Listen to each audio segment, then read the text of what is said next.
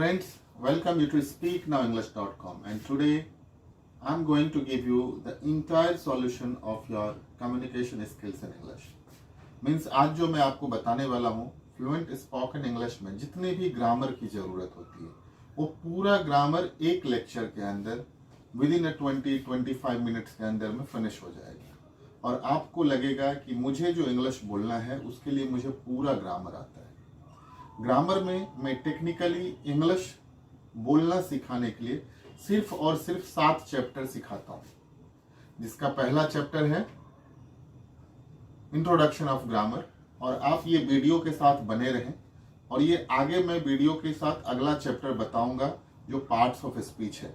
और जैसे जैसे आप इसके नेक्स्ट लेवल में जाएंगे तो within a few days, in 5 से 7 मिनट के अंदर में एक चैप्टर फिनिश हो जाता है और पूरा का पूरा आप समझ जाएंगे कि इंग्लिश बोलने के लिए कितने ग्रामर की जरूरत है। तो आज जो हम 7 चैप्टर पढ़ने वाले हैं वो चैप्टर का नाम है introduction of grammar, parts of speech, personal pronoun, जिसमें first person, second person, third person आता है, number, singular number and plural number, और सेंटेंसेस। सेंटेंसेस कितने तरह के होते हैं, सेंटेंसेस के बारे में पढ़ेंगे। और फिर हम प्रेजेंट, पास्ट, फ्यूचर के बारे में पढ़ेंगे और हम उसके ऊपर में सेंटेंसेस यानी मॉड ट्रांसलेशन कैसे करते हैं। बिकॉज जब कभी भी हम इंग्लिश बोलते हैं तो इंग्लिश में हम फर्राटेदार क्यों नहीं हो पाते, फ्लुएंट क्यों नहीं हो पाते, उसका एक ही रीजन है, जो हम यहां से सोचते हैं वो हमारे मुंह से नहीं निकलता है। मीन्स हमारे माउथ में वो am, is, are, was, were, can, could, may, might, should, would have, ये सब फिट नहीं है। तो जब हम सेंटेंसेस बनाते हैं तो अगर हमें प्रेजेंट में बोलना है, पास्ट में बोलना है, फ्यूचर में बोलना है, तो उस चीज को हम ट्रांसलेट नहीं कर पाते।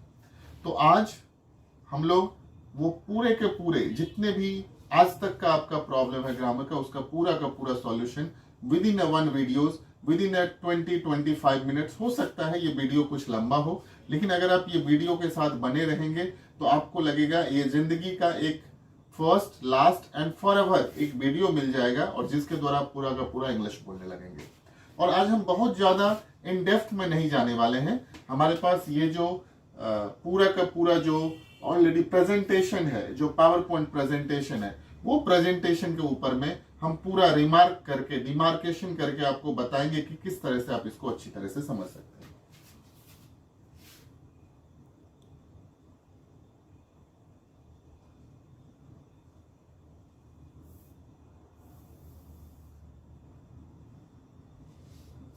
So first of all introduction of grammar. तो ये इंट्रोडक्शन ऑफ ग्रामर क्या है, और अगर हमें ग्रामर पढ़ना है तो ग्रामर पढ़ना क्यों है, उसका सबसे बड़ा रीजन है कि grammar is the system of language. Grammar किसी भी भाषा का क्या है, एक सिस्टम है। जैसे हम मैथमेटिक्स पढ़ते हैं और मैथमेटिक्स को अगर सॉल्व करना है तो फॉर्मूला आना चाहिए, उसी तरह से ग्रामर जो है एक सिस्टम है। ग्रामर आपको एक बेसिक चीज बताता है और जिसके ऊपर में आप अच्छी तरह से इंग्लिश बोल सकते हो। ऐसा नहीं कि फॉर्मूला आ गया तो मैथमेटिक्स आ गया, फॉर्मूला के साथ आपको मैथमेटिक्स का प्रैक्टिस करना पड़ेगा।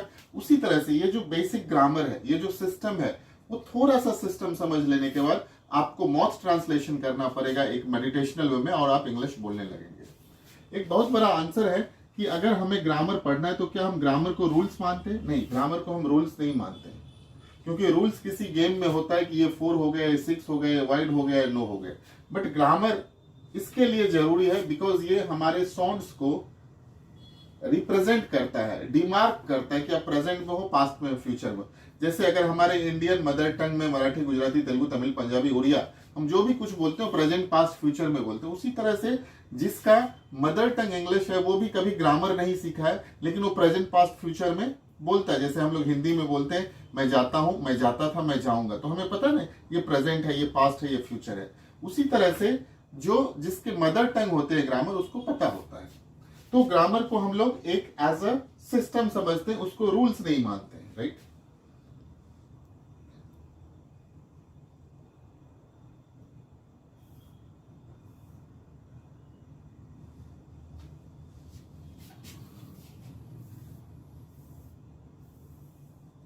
अब यहाँ पे हमने जो भी चीजें बनाई है आपके लिए, वो पूरा का पूरा ये पीडीएफ भी मिलेगा, आपको लिंक में शेयर किया जाएगा। साथ में ये इंग्लिश और हिंदी में है। तो ये बहुत ही क्लियरली है कि अगर आपको इंग्लिश बोलना है तो आप जो सोचेंगे वो पूरा का पूरा कौन सी भाषा में सोचेंगे, आप जब कभी भी सोचेंगे तो आप हिंदी में सोचेंगे और उसको इंग्लिश में बोलेंगे, राइट। तो अब समझना ही है, यहाँ पे क्लियरली लिखा है कि व्याकरण भाषा सीखने का एक क्या है, सिस्टम है, सपोर्ट है, हेल्प है। क्योंकि भाषा की शुरुआत व्यक्ति के ध्वनि से होता है, ये क्लियरली लिखा हुआ है। तो अगर आपको ऐसा लगता है कि अगर आपका मातृभाषा इंग्लिश नहीं है, if your mother tongue is not English, then definitely you should know the basic concept of grammar. तो उसके लिए बहुत बड़ा, if your mother tongue is not English, if it is an international tongue, to learn quickly you need to understand the basic grammatical rules and regulation.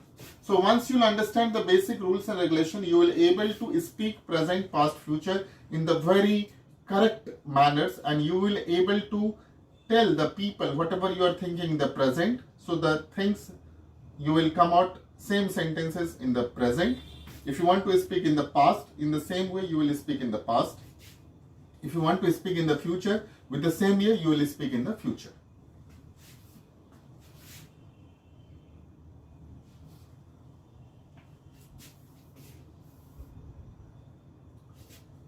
Now, ये जो पहला था वो इंट्रोडक्शन ऑफ ग्रामर है। इसका जो पहला चैप्टर है उसका नाम है व्हाट इज ग्रामर। जब कभी हम कहते हैं व्हाट इज ग्रामर तो क्वेश्चन आता है कि ग्रामर कितना बड़ा है और हमें कितना सीखना है। तो ग्रामर बहुत बड़ा नहीं और बहुत ज्यादा नहीं सीखना है। ये ग्रामर की शुरुआत जो होती है, पहला चैप्टर है व्हाट इज ग्रामर, यानी ग्रामर क्या है। तो सबसे पहले अपने को समझना है ग्रामर क्या है। What is grammar? Grammar is the backbone of any language. Grammar क्या है? किसी भी लैंग्वेज का एक बैकबोन है, if it is not your mother tongue. Similarly without grammar you can't speak proper and good English language. Means grammar is the system, grammar is the backbone. Without grammar you can't speak proper and correct English. If the mother tongue is not belongs to you, being as an English speaker, then you will have to understand the basic concept. You'll have to understand the basic concept of present, past and future. And if it will get fit with your tongue, you will able to speak fluent spoken English.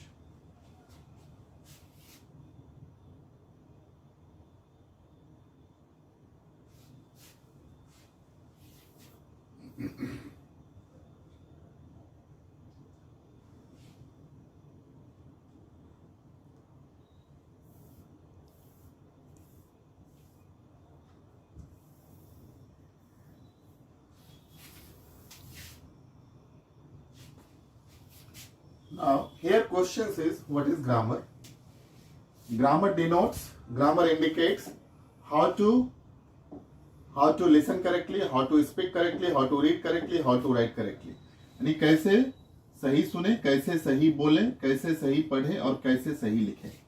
किसी भी भाषा का यही चार part होता है, listening, speaking, reading, writing. So grammar corrects this all. How you will able to become a fluent speaker of English, so that grammar will help you out. So there are 5 parts of grammar. Grammar के कितने part हैं? 5 parts हैं। और ये पांचों part क्या क्या है? फर्स्ट है ऑर्थोग्राफी, जिसको हम अल्फाबेट्स और वर्ण विचार कहते हैं। दूसरा है इटिमोलॉजी, जिसको हम वर्ड एंड वर्ड्स कहते हैं, शब्द विचार कहते हैं। तीसरा है सिंटैक्स, सेंटेंस और सेंटेंसेस के बारे में पढ़ते हैं। चौथा है पंक्चुएशन, जिसको हम साइन ऑफ मार्क कहते हैं, चिन्ह विचार के बारे में कहते हैं। और पांचवा है prosody, stanza, paragraph, short of story के बारे में पढ़ते हैं। So means with in this 5 parts grammar gate introduce by yourself. For example, जिस तरह से आपको समझना है, फर्स्ट पार्ट जो है ऑर्थोग्राफी है। तो ऑर्थोग्राफी में हम क्या पढ़ते हैं? अल्फाबेट्स के बारे में पढ़ते हैं। There are 26 alphabets in English, is called orthography. For example A to Z and Z to A, and there are 2 parts of the vowels and consonants. अब ये अल्फाबेट्स के कितने पार्ट्स हैं? 2 पार्ट्स हैं, वॉवेल्स और कॉन्सोनेंट्स हैं। So there are 5 vowels. A E I O U को क्या कहते हैं? वॉवेल्स कहते हैं। और जो रिमेनिंग 21 है उसको क्या कहते हैं? कॉन्सोनेंट कहते हैं। For example,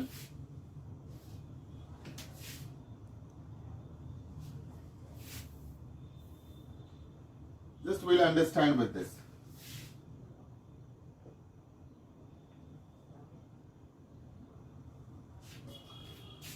So what is orthography? Orthography is a burn bichar. In this part we study about alphabets and letters. There are 26 alphabets in English. Is called orthography. A से Z, this is the capital letter, this is the small letter, this is the cursive letter.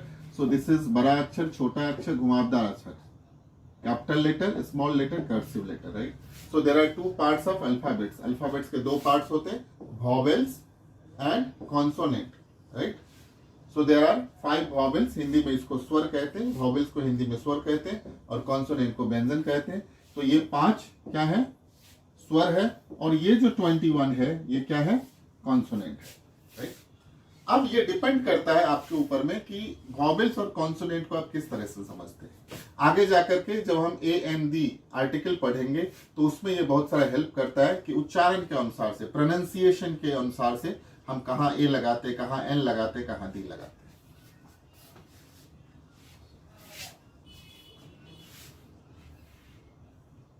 Now second is what? Second is etymology. अब ये etymology में हम क्या पढ़ाई करते हैं? Word and words के बारे में पढ़ते हैं. What is etymology? In this part we study about word and words. ठीक है, हमारा जो भी डेफिनेशन है वो डेफिनेशन नहीं है, एक अंडरस्टैंडिंग है. इन दिस पार्ट, इस भाग में हम लोग पढ़ते हैं किसके बारे में? वर्ड एंड वर्ड्स के बारे में. So what is the words? A group of alphabets and letters which give complete meaning or meaningful sense is called words. What is the words? A group of alphabets and letters which give complete meaning or meaningful sense is called words. 2 4 5 alphabets को मिला के words हो जाता है. Called words. अक्षरों के समूह को शब्द कहते हैं. For example, you can write APPLE. अगर हम यहाँ पे APPLE लिखते हैं तो ये जो 1 2 3 4 5 ये 5 अल्फाबेट्स यानी 5 अल्फाबेट्स को मिला के क्या बन गया? एक वर्ड्स बन गया. और अगर हम यही 2 वर्ड्स लिखेंगे तो एप्पल हो जाएगा BAT, बैट हो जाएगा. फॉर एग्जाम्पल 3 अल्फाबेट्स मिला करके एक दूसरा वर्ड बन गया. तो जिस तरह से अल्फाबेट्स के समूह को क्या कहते हैं? शब्द कहते हैं. उसी तरह से शब्दों के समूह को क्या कहते हैं? वाक्य कहते हैं. सिंटैक्स में हम वही पढ़ेंगे. In this part we study about sentence and sentences. That is called syntax. What is sentence? A group of words which give complete meaning और meaningful sense is called the sentence. शब्दों के समूह को क्या कहते हैं? वाक्य कहते हैं. जिससे किसी अर्थ का तात्पर्य लगे उसे वाक्य कहते हैं. 2 4 5 10 वर्ड्स को मिलाकर के एक सेंटेंस बनता है और 10 20 25 50 सेंटेंस को मिला के एक पैराग्राफ बनता है, right?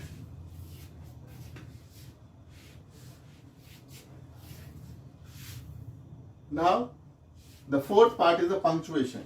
So in this part we study about sign of mark. इस भाग में हम लोग क्या पढ़ते हैं? Sign of mark के बारे में पढ़ते हैं. So what is the sign of mark? Sign of mark is what? Punctuation में क्या पढ़ते हैं? चिन्ह विचार. बहुत बार तो हमें स्टूडेंट्स बताते हैं कि सर हमने आज तक ग्रामर के इंट्रोडक्शन के बारे में ये पढ़ा ही नहीं है. आप जो 5 पढ़ाते हो उसमें हमें एक ही पता है जिसका नाम है पंक्चुएशन, और हमने बचपन से लेकर आज तक सिर्फ पंक्चुएशन सुना. ऐसा नहीं है. क्या होता है, जब हम बचपन में पढ़े रहते हैं वो हम जब कुछ बड़े हो जाते हैं, मीन्स जब हम 55 में चले जाते हैं तो उसको हम सोचते हैं जो आता, जो नहीं आता. लेकिन एक चीज याद रखो, अगर आपको दौड़ना है, चाहे आप बच्चे हो या बड़े हो, तो दौड़ने के लिए पैर की जरूरत है. चाहे बच्चा बोले या बड़ा आदमी बोले, उसको भी बोलने के लिए प्रेजेंट पास्ट फ्यूचर की जरूरत है. तो कहीं पर भी अगर आप सिस्टम को फॉलो करेंगे तो आप फ्लुएंट स्पीकर ऑफ इंग्लिश बन जाएंगे. तो पंक्चुएशन में हम क्या पढ़ते हैं? फुल स्टॉप के बारे में, comma, dash, slash, interrogation, exclamation, इस सब के बारे में पढ़ते हैं. क्योंकि अगर आपको आगे लिखना है, for example the main mark punctuations are full stop, comma, question mark, exclamation, etcetera, right? अगर कुछ लिखना है तो आप बिना फुल स्टॉप का वो सेंटेंसेस को आगे नहीं लिख सकते हो. For example Rajesh be happy, अगर हमें ये लिखना है और उसके आगे लिखना है बी हैप्पी राजेश, और अगर इसमें हमने कॉमा नहीं दिया, फुल स्टॉप नहीं दिया, तो हम आगे के सेंटेंसेस नहीं लिख सकते. तो कभी भी सेंटेंसेस को आगे बढ़ाने के लिए comma, full stop, dash, slash, whatever rules and regulation is there, that you will have to follow it.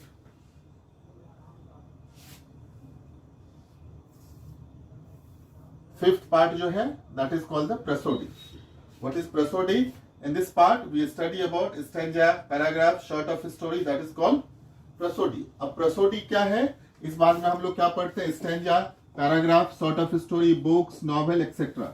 आप सुनते होंगे बचपन में जब बच्चे सब छोटा छोटा स्टोरी पढ़ता है, स्टैंजा पढ़ता है, Johnny Johnny, yes papa, eating sugar, no papa, telling lie, no papa, open your mouth, तो बच्चा भी जब इंग्लिश बोलता है तो उसको भी हम कुछ ना कुछ बोलना सिखाते हैं, और हम क्या करते हैं, हम अपने मुंह को बंद रखते हैं और बोलते हैं इंग्लिश बोलना है। तो ये जो इंट्रोडक्शन ऑफ ग्रामर है, ये आपको फ्लुएंट स्पीकर ऑफ इंग्लिश बना देगा। अब ये कैसे बनाएगा, तो अगर ये 5 के 5 आपने समझ लिया तो समझो आज से ये ग्रामर का खेल खत्म। आपको पता चल गया कि पहला चैप्टर में हमने क्या पढ़ा है, अल्फाबेट्स के बारे में, मीन्स A to Z और Z to A। एक चीज मैं और बताता हूं आज, फॉर एग्जाम्पल अगर आपको A से Z तक आता है तो Z से A तक क्यों नहीं आता है?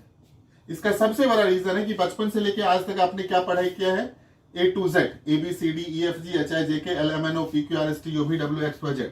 लेकिन जब कभी भी हमें Z से A बोलना होता है तो हम वो चीज को नहीं बोल पाते। क्यों नहीं हम Z से A तक बोल सकते? Z से A तक क्यों नहीं बोल सकते? अगर आप बोलो तो मैं कैमरा ऑन कैमरा बता सकता हूं, ZYXWVUTSRQPONMLKJHIGFEDCBA।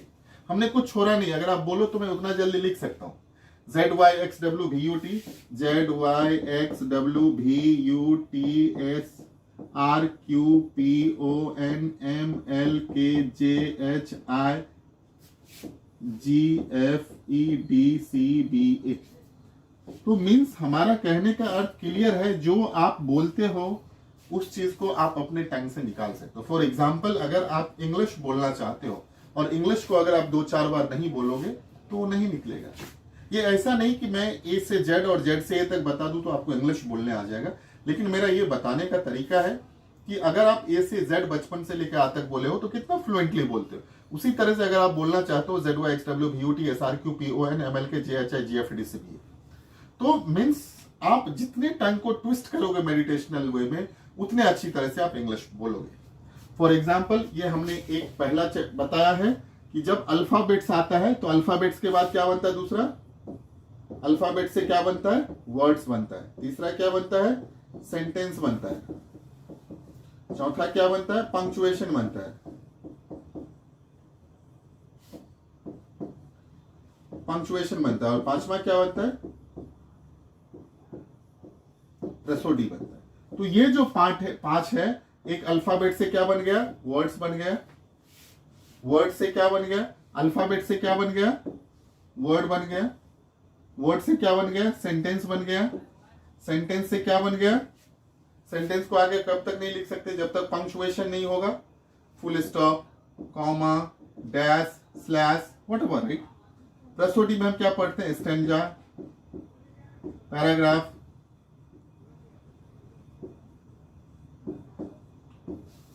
So these all are the parts of grammar. So I really wish you to become a fluent speaker of English. This part will definitely help you out. So this is the first part of grammar. Similarly, we are going to start the second part, that is called the parts of speech. Thank you very much.